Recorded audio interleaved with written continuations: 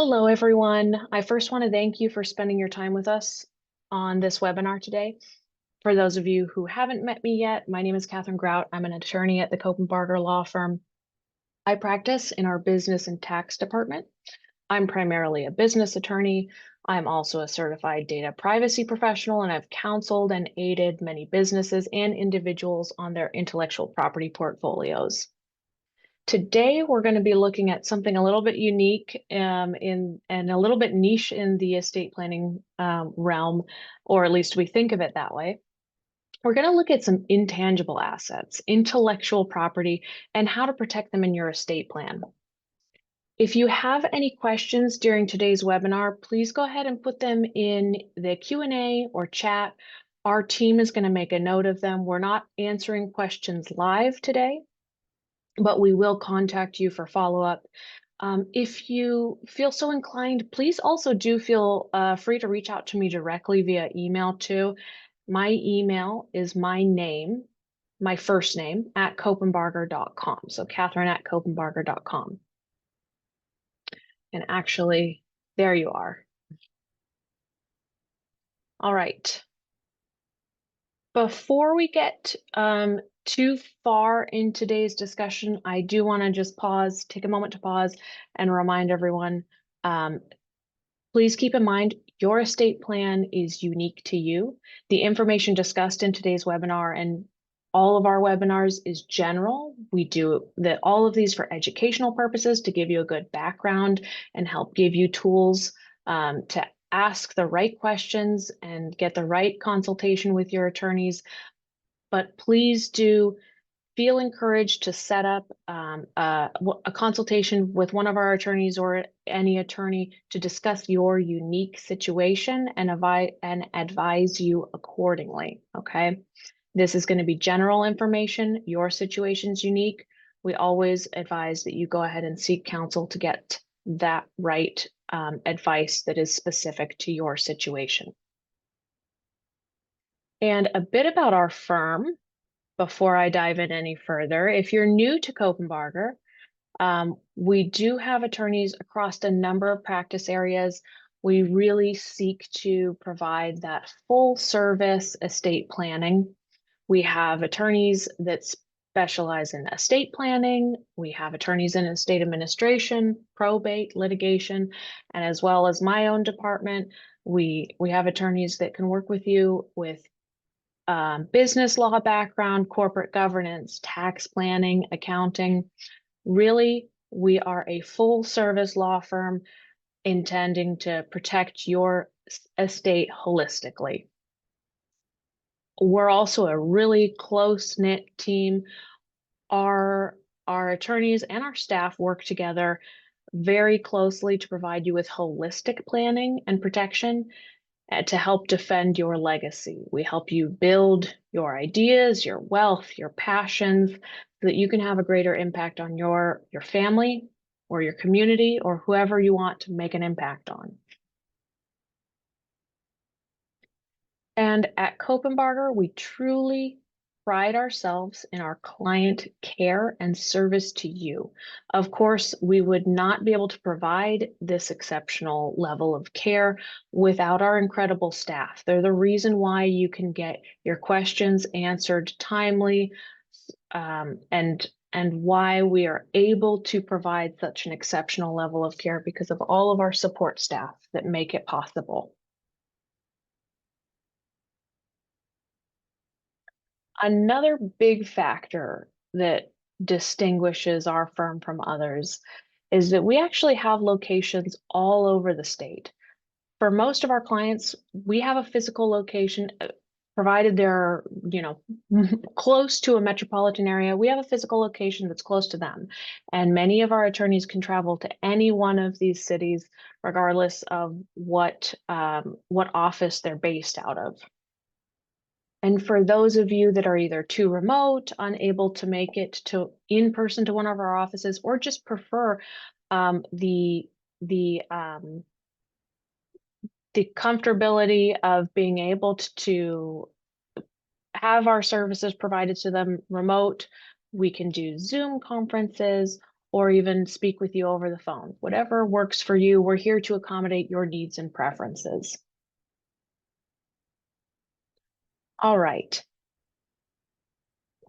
For today's agenda, I think I started to say this at the forefront, but admittedly, our discussion today is not going to apply to most families. However, some of our clients will find this applicable to their estate planning, and in order to serve all of our clients, we're getting into a little bit of a niche topic today.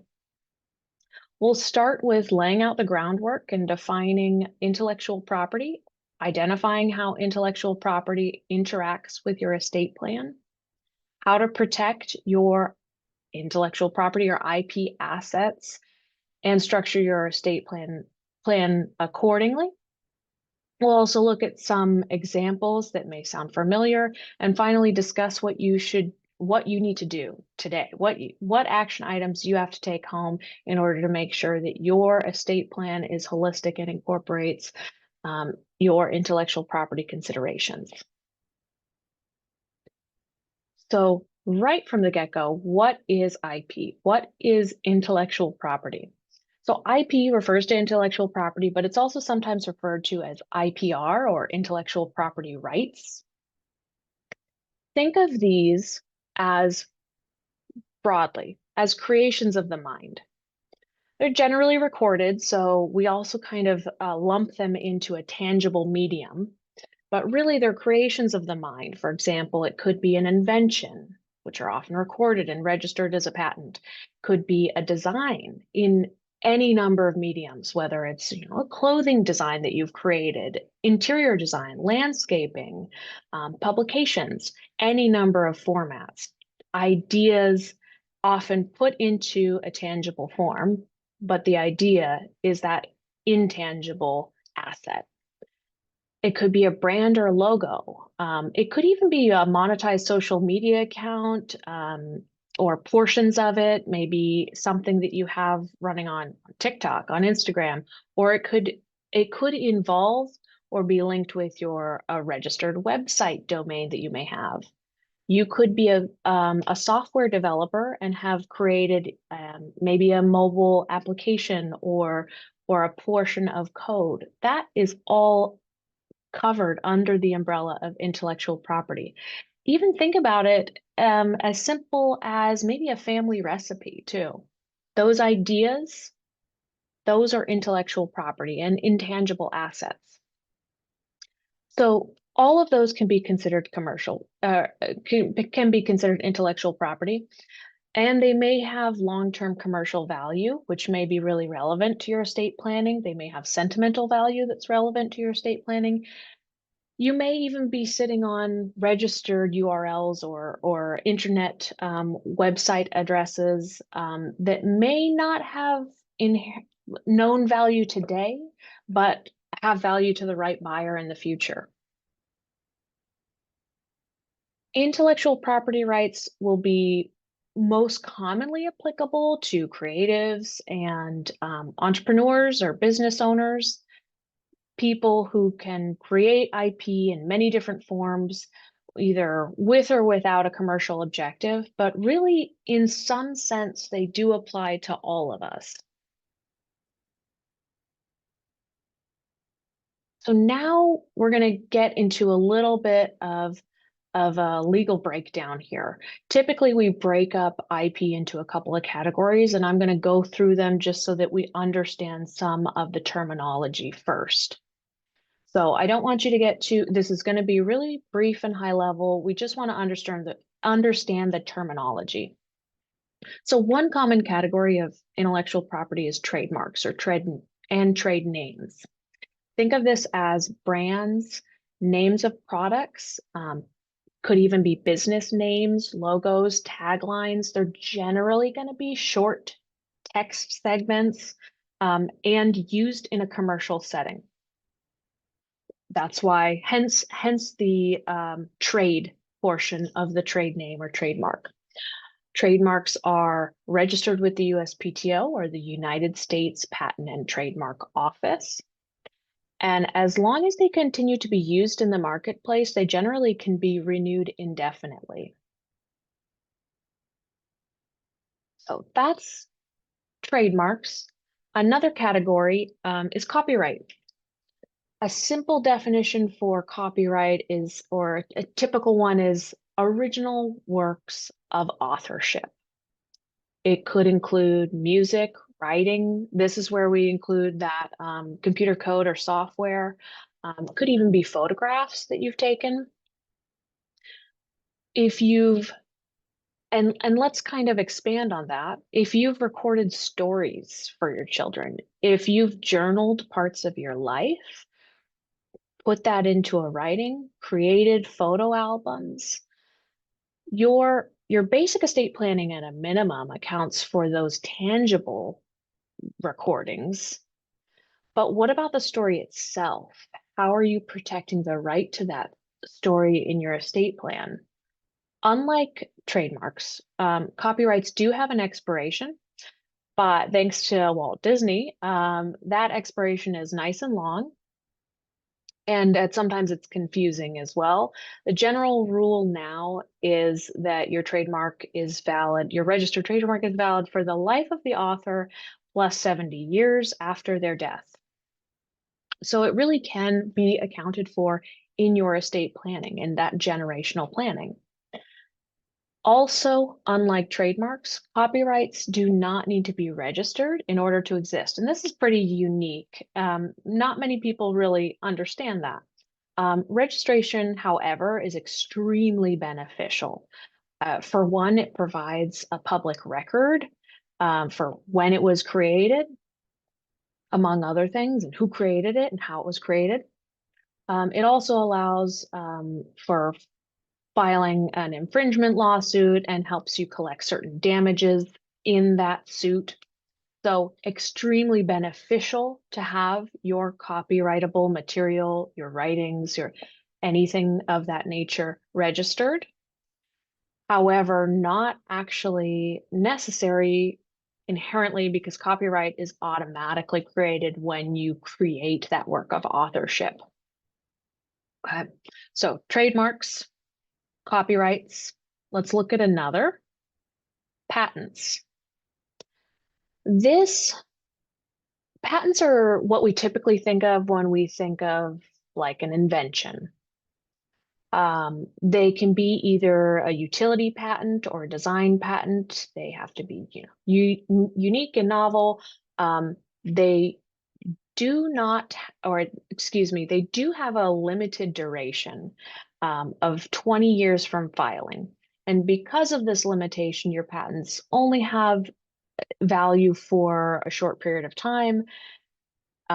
They're probably the least common in estate planning for at least in part because of that short duration. And actually, most patents are going to be owned by businesses, however, they can only be created by a natural person. But typically, and we'll get into this a little bit more, because there's likely a commercial need to create that patent, it's probably being assigned to a business entity. We'll talk about that more. Okay, so a fourth category, trade secrets. Also a little bit less applicable to your individual estate plan, but I do want to cover the basics as far as the terminology. So trade secrets are pretty unique when we're compared to the last three categories because they're actually private information that is protected by internal controls, like they're protected through a business that says I'm going to safeguard this confidential information and keep it internal to a business and the business's commercial needs. So very much unlike the last categories of intellectual property, they're not registered, they're not publicized, they're kept internal. So those are the most common categories of intellectual property that we could discuss. Next, we're going to look at how intellectual property is impacted by your estate plan and general things that you might want to consider when you're thinking about your estate plan, when you're thinking about your revocable trust, or any number of other trusts, or business planning too. So the first thing to consider is who owns that intellectual property right. While you as an individual may have created an intellectual property, it may belong to your business. Um, maybe it belongs to your LLC or your corporation, or if you're employed, it could very well belong to your employer almost immediately. Generally, any intellectual property right that you create as an individual will only transfer to a business through an express agreement, but oftentimes we don't think about all the agreements that we've already entered into. By way of example, nearly all employee contracts will state that creations or any works made during the course of employment are either automatically assigned over to the business or that you're contractually obligated to assign them expressly to the business. Another thing to consider is if you actually own the business, you may want to transfer intellectual property that you've made as an individual by way of a private contract to your business, by way of an assignment to your business. One way or another, making sure in a written format that that intellectual property right is recorded and now owned, and title is held by the business if that's who you want the ultimate owner to be.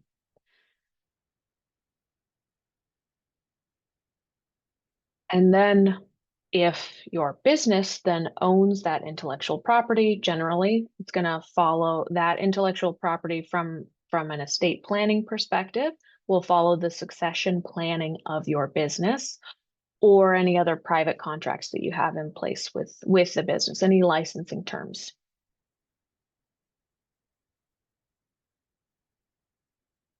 However, let's think about if you have intellectual property that's never transferred to your business, or perhaps your business is, or maybe you're a sole proprietorship and you're an unregistered business, then you're the direct owner of that IP and it has never gone anywhere other than you. You still hold that IP. That is your asset.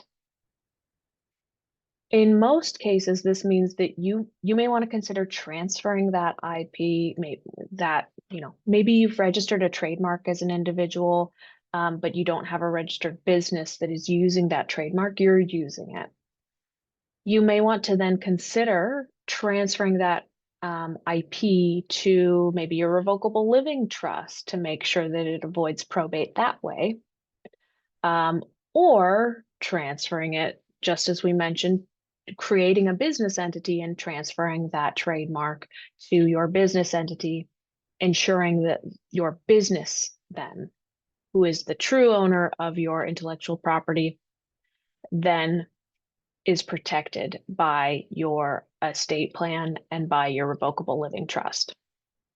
So a couple of different ways that you can hold it, different ways that your intellectual property can be protected.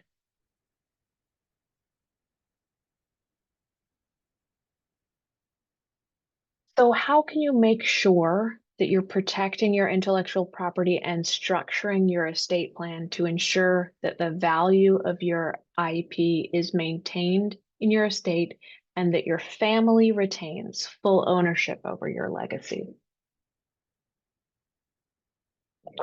Typically, typically only registered IP can be formally assigned to a trust, one thing to consider. So you'll want to make sure that you register your copyrights, patents, and trademarks, and do so early.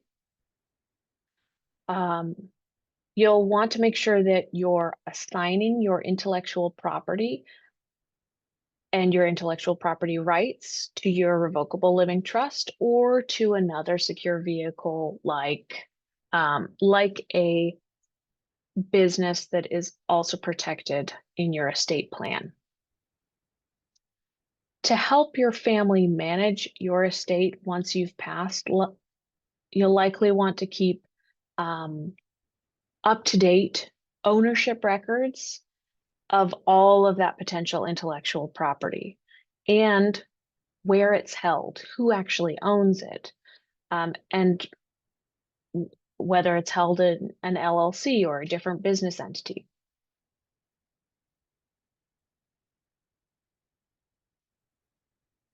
Businesses and trusts are both really common methods for holding intellectual property and creating that succession plan that meets your goals. If you leverage a business to transfer your intellectual property to your loved ones, you'll want to make sure that you have the correct business planning in place too, that it's clear in either your business's operating agreement or bylaws, or where relevant, maybe there's private contracts with licensing terms that have allowed the license to continue and transfer upon your passing as well. So many different considerations, and usually it involves getting someone with the right with the right perspective to really dig in and review those agreements that you may have in place. So we've discussed some of these structures already. There are many different things to consider when deciding between um, trust, a trust or an LLC or a holding company, or even looking at perhaps maybe a charitable trust or foundation if you have a public benefit interest around the use of that intellectual property. Maybe you have a public benefit use that you want to benefit artists or inventors. There could be many different considerations, and that's why it's really important to figure out what your motives are and what your goals are for your legacy, and then talk to and consult with an attorney that can actually walk you through what the best structure is based on your goals. So how can we enforce our intellectual property rights? We've covered a lot of this already, but to state this more clearly, first, you want to make sure that those rights are protected in your estate plan, either by held in a trust directly or a business. If you have royalties, you'll want to make sure that those can continue on to your heirs once you pass. And typically this involves taking a closer look, like I mentioned, at your existing contracts and potentially, if necessary, renegotiating some of those contractual terms. If your IP portfolio is significant, especially, you might want to consider involving a separate third party, a professional management service. Those are all things you can consider. All right. Here's a little bit of the fun part where we get to look at some past examples and mistakes to avoid. So most problems will arise by not following the general guidelines that I've already discussed, like creating IP under a personal name without transferring it to a business formally, or without assigning it to your trust. Another oversight, failing to identify IP in your inventory of estate assets, ensuring that essentially a portion of your legacy gets lost. Another, failing to notify your heirs or agents of existing IP, and also neglecting to fully plan for a successor or management of your ideas or works. Okay, so some examples here. I'm speaking to you right now from Silicon Valley in our office in San Jose, and talk about an all-star here in so many ways. Steve Jobs is a great example of someone who successfully maintained valuable IP through corporations and also his own trust to enable a smooth transition of his shares in Pixar and Disney through his estate. One I really like, Michael Jackson. Michael Jackson's estate, huge emphasis on intellectual property. Intellectual property was one of the most important parts of his estate plan and still is today, right? His estate controls the rights to his music catalog, which includes legendary albums, Thriller, Bad, among numerous other types too of intellectual property. And all of those IP assets have been carefully maintained and managed to continue to generate considerable financial streams to the trusts that were created for his children. So to date, his estate plan is still working and leveraging those intellectual property assets. On the flip side, you look at some not so successful planning for intellectual property in your estate plan. It can lead to chaos. So here we've listed Prince and Stanley, who both encountered a lot of issues or whose estate encountered a lot of issues with intellectual property of gigantic value. And that value, I mean, the smell of money can bring people out of the woodworks. But so naturally, it was just ripe for contest and dispute because it wasn't properly planned for. But don't even think about your IP as needing to have that market value. Also think about your intellectual property also has sentimental value to your loved ones and family members.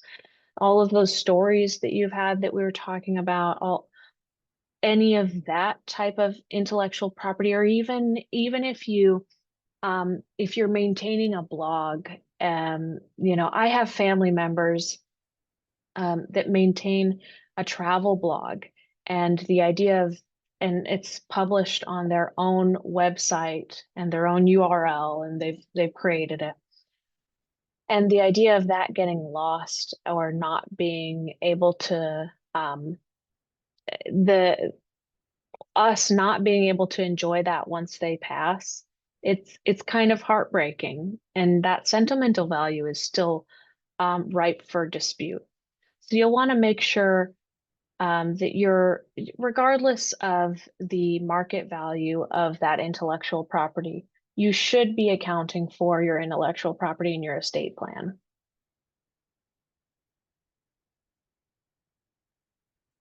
Okay, so action items. So what do you need to do after today? If you own IP or think you may own IP, you probably do, but whether you want to act on it, I'm going to leave you with some action items, a little bit of homework.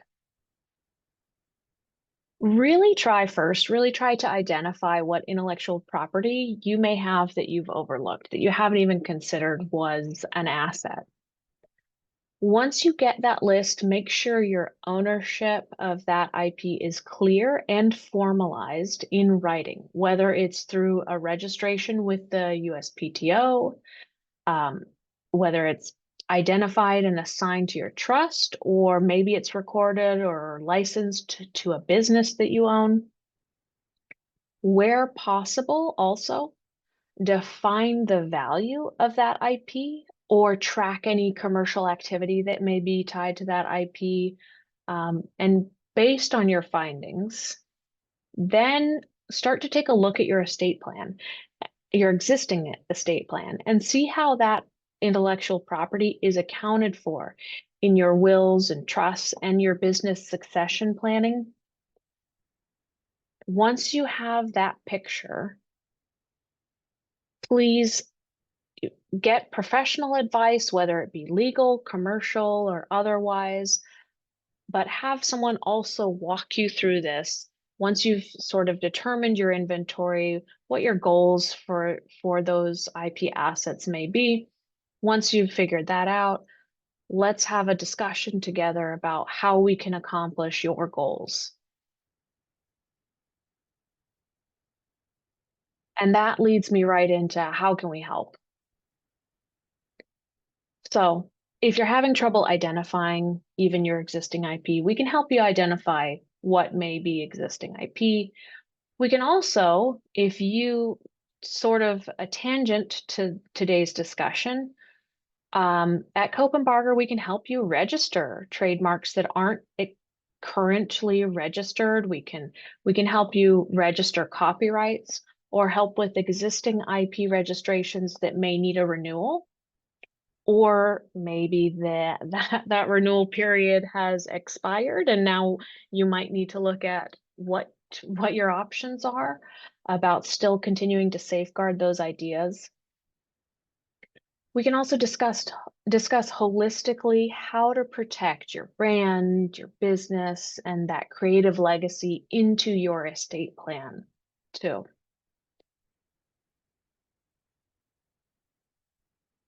So why Copenbarger? And I said a little bit of this at the beginning, but we've been serving clients for 45 years and counting. We have locations all over the state of California to help accommodate your needs. We have attorneys and professionals trained in multiple areas like litigation, estate planning, estate administration, business, tax, accounting. Because we have a variety of expertise, we also have that ability to look at your goal and not pigeonhole you into an inferior solution. We can work together and we communicate across disciplines to give you holistic planning and the best planning to achieve your goals and give you, not to mention, give you that high degree of care.